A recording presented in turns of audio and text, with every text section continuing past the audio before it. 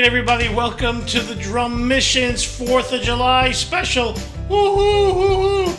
I don't really celebrate all the festivities. I don't go to cookout. I don't do anything like that. You know, I'm not all whoopity-doo on America, especially with Bozo the Clown. Alright, enough about the politics. Okay, what are we doing today? Woohoo, woohoo! We're doing the Abbey Road Shootout.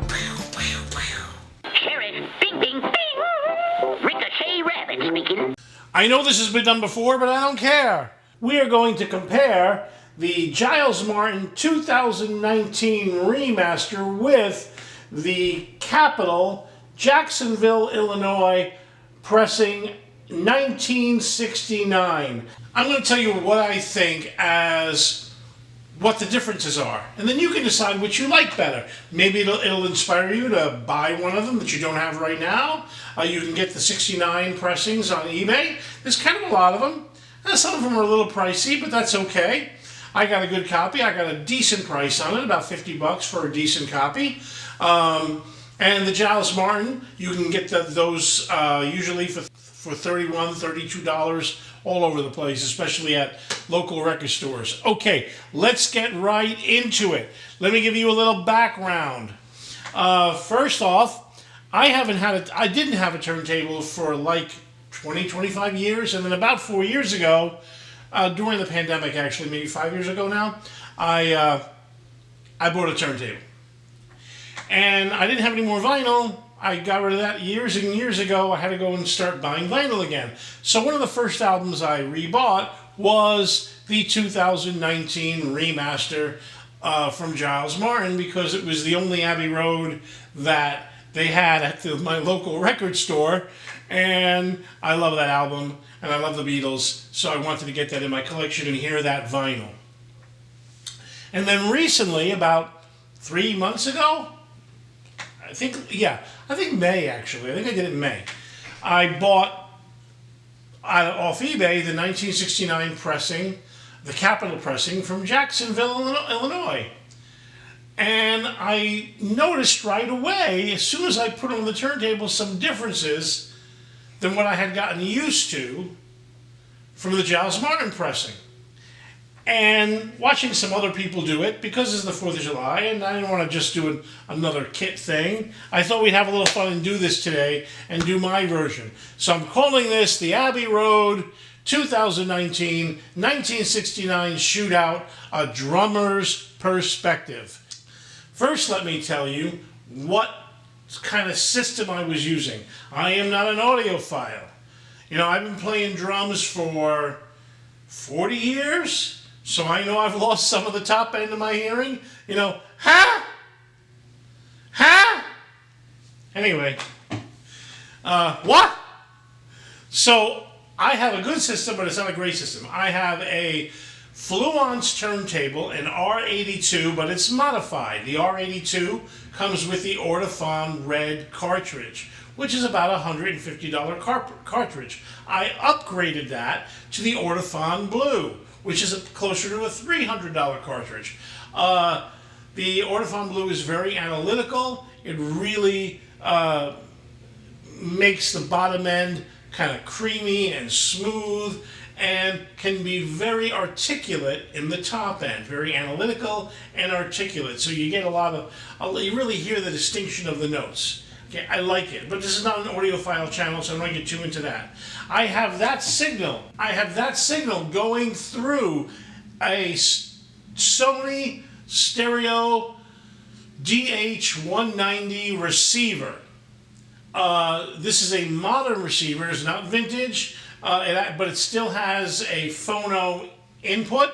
So I've got my turntable going into that. I'm not using the preamp on the Fluence. I'm using the preamp on the Sony, and that is going to two passive Sony S55 bookshelf speakers about 9 feet apart.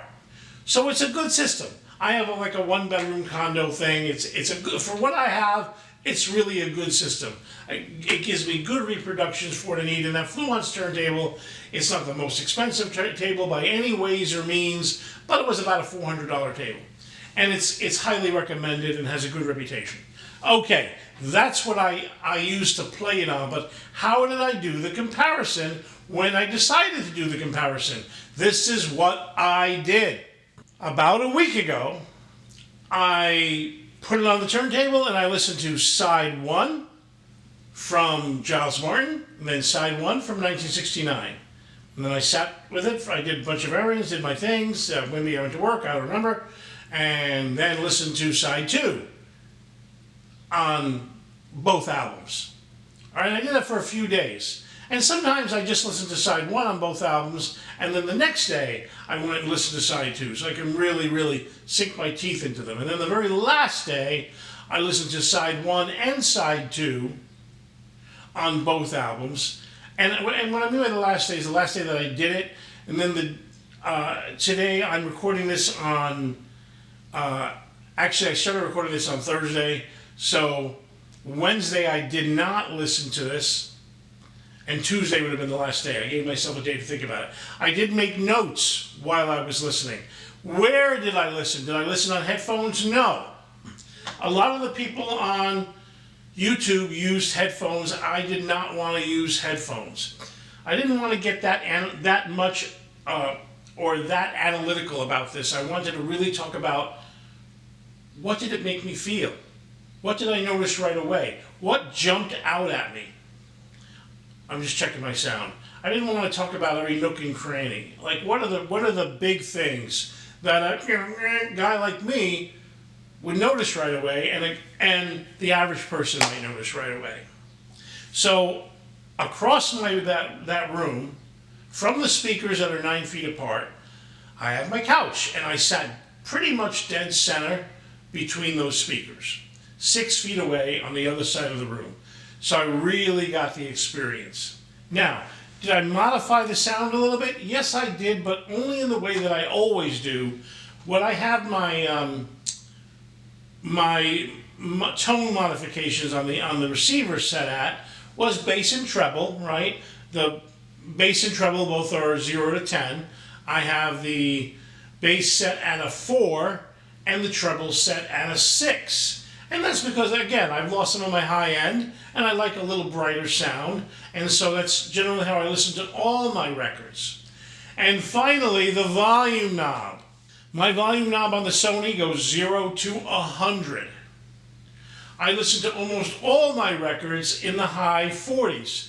So I listen to both these records at 46, but not all the time, and I'm going to tell you why. So, the 69 pressing is a capital pressing. It does take the Apple label, but it's a capital pressing out of a Capitol plant. And Capitol was notorious for Beatles albums, not only Beatles albums, but almost all rock and roll albums in the 60s and the 70s, of recording them really loud, or they were loud pressings. And that's old Dave Dexter Jr., who many years ago, who actually didn't want the Beatles because he was a jazz guy, he was a jazz guy. I listen to jazz. I love jazz too. My collection has a lot of jazz, but I can't stand what I call the jazz Nazis. Yes, jazz. Excuse me, I was hoping to get some pasta, but do you have any jazz pasta? I hate these people. Anyway, Dave Dexter thought that pretty much only teenagers were buying Beatle records or rock and roll records, and he didn't really care about sound quality as much as he cared about money. So he made the records loud. He recorded them loud, and that stayed true in Capitol. Even, I think in the mid-60s to late 60s, Dave Dexter was taken off the Beatles account, and they got another guy, Paul somebody, but he kept the tradition of recording those albums loud. So let me tell you how loud. The first thing I noticed when I put these albums on, the first thing is the volume.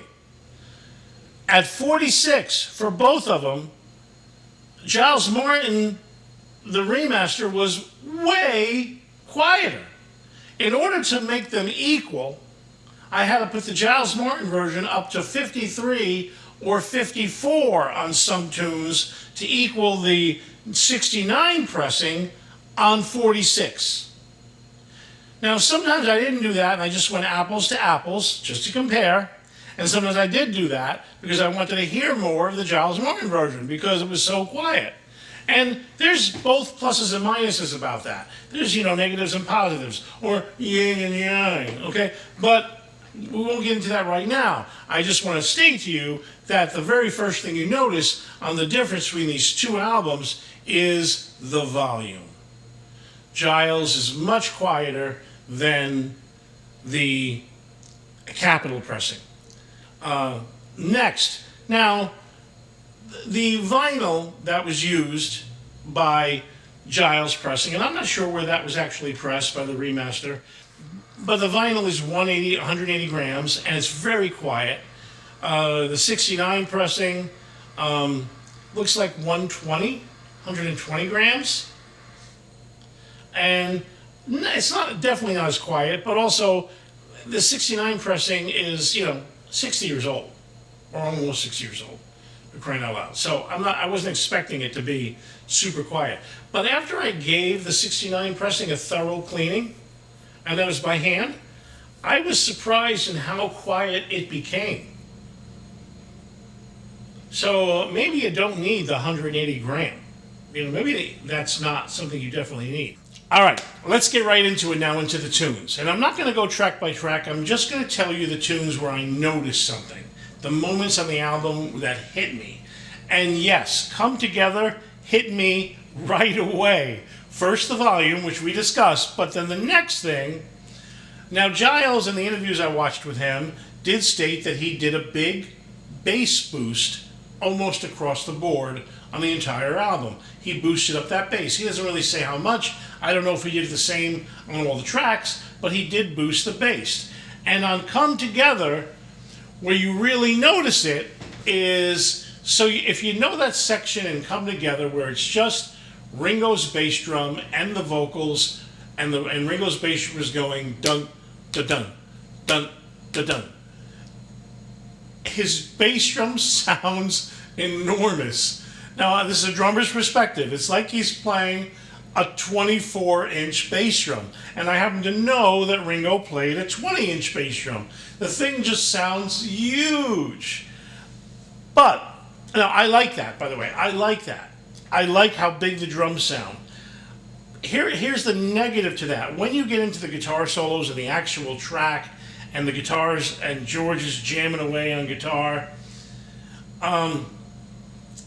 because Giles made the bottom end so heavy, he sort of squeezed out the top end a little bit, I think.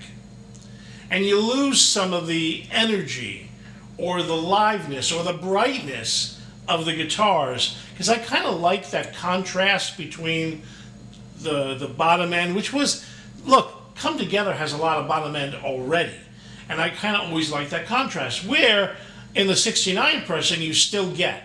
Now, when you listen to that bass drum, bum, bum, bum, in the 69 pressing, you can definitely tell it's a 20-inch, and you also, because it's recorded so loud, you get more of the cave of the bass drum. You get that cylindrical cave, because they didn't use portals. They didn't put mics inside the bass drum back then. I'm not even sure. I'm pretty sure they did give him a separate bass drum mic, but it was outside the head. So you get that slight reverberation. You can hear the size of the cave.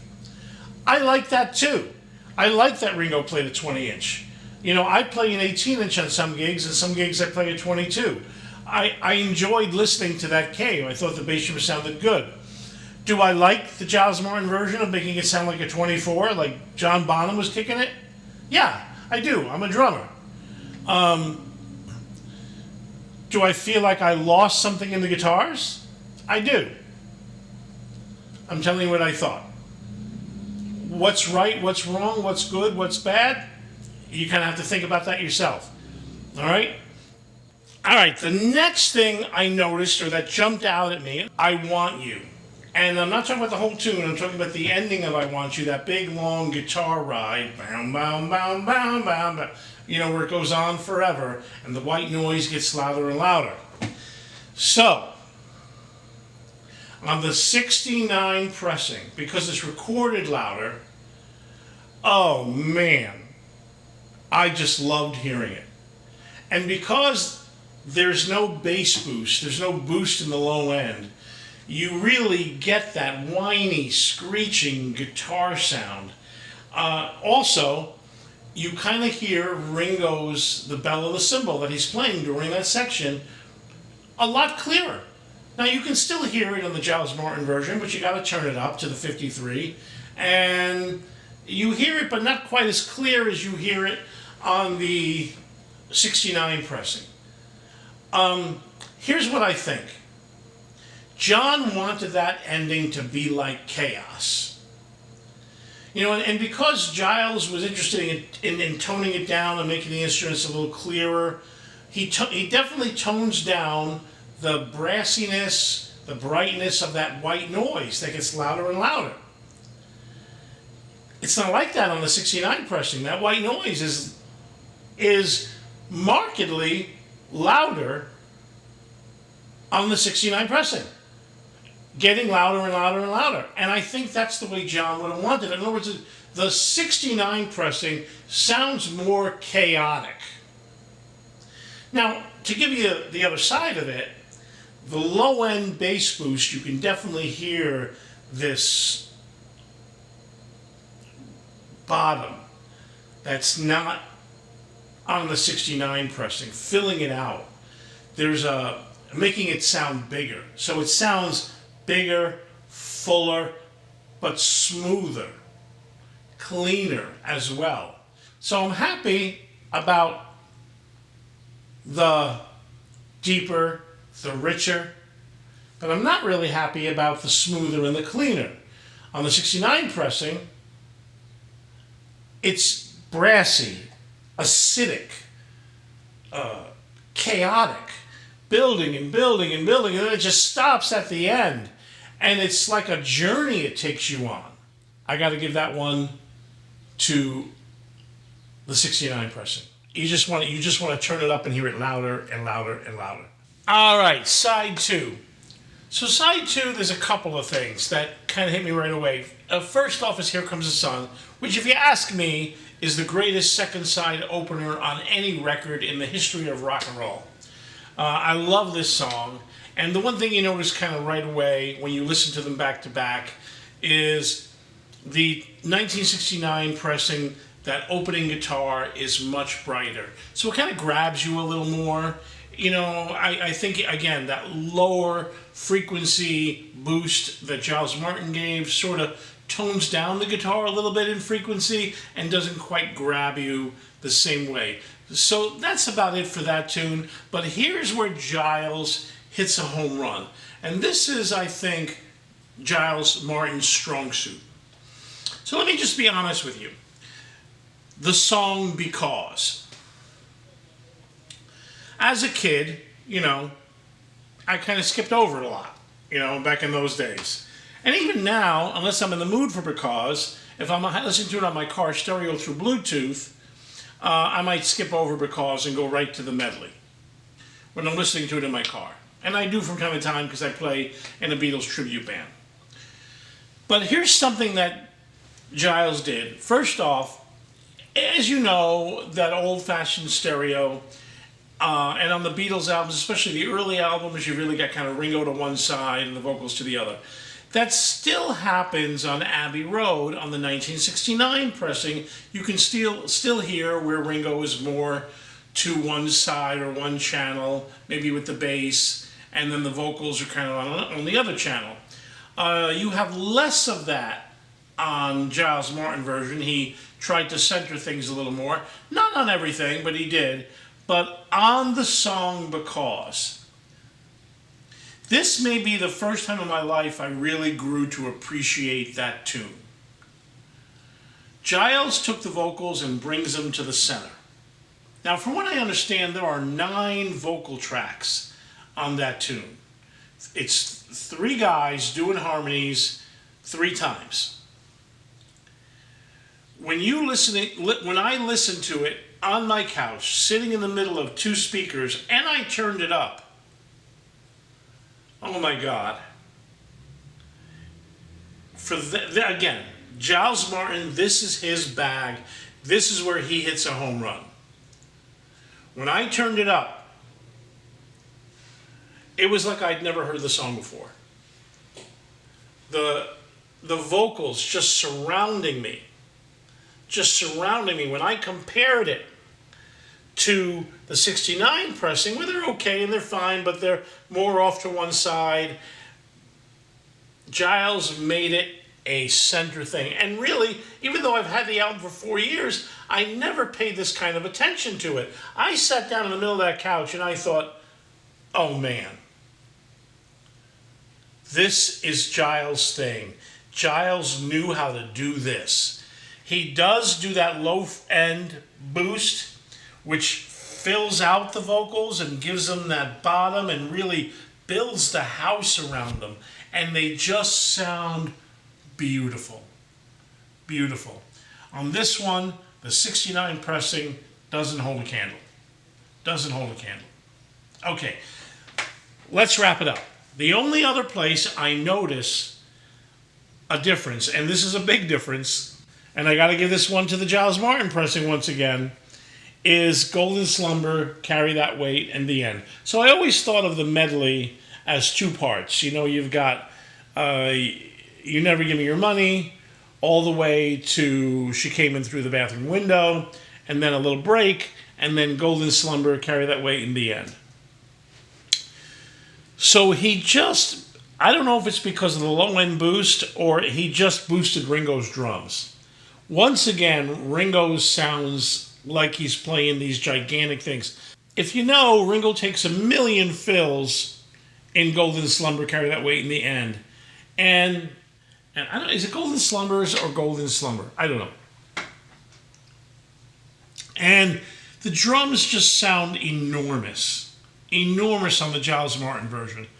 They're still there. They're still present. They sound a little smaller on the 69 pressing. They got more high end, so you get more articulation. It's definitely more muddy on Golden Slumber or Slumbers. It's definitely more muddy there on Giles Martin. But they sound so big. You don't mind that you're missing some articulation. And when you finally get to the drum solo, you know, bum bum bum bum bum bum bum bum bum. Oh my God. When you turn that up on the Giles Martin version, that bass drum and that floor tom just start hitting you in the chest. And it's like you are in the room, but not with Ringo's drums. You're in the room with like John Bonham playing that part. They're so big. So as a drummer, I love it. I love it. I can't turn that up enough. Almost to the point where my speakers distort. Oh man. So again, that's where this album shines. So what is my conclusion? My conclusion is this. If I'm doing stuff around the house and I'm doing dishes like I did today and cleaning up my kitchen counters like I did today, I would probably, and I wanted to hear Abbey Road, I'd probably throw on the 1969 pressing. You got the high end, it cuts through everything. It reminds me of the old days. There's a lot of nostalgia there. I love the way a lot of the tunes are mastered. I'm going to listen to that. But when I want to be bowled over by the music, maybe it's a Sunday night and I've had a long week, maybe I've had a lot of gigs, and I want to sit in the middle of my couch, maybe take a gummy and listen to Abbey Road start to finish on vinyl, it would be the Giles Martin version.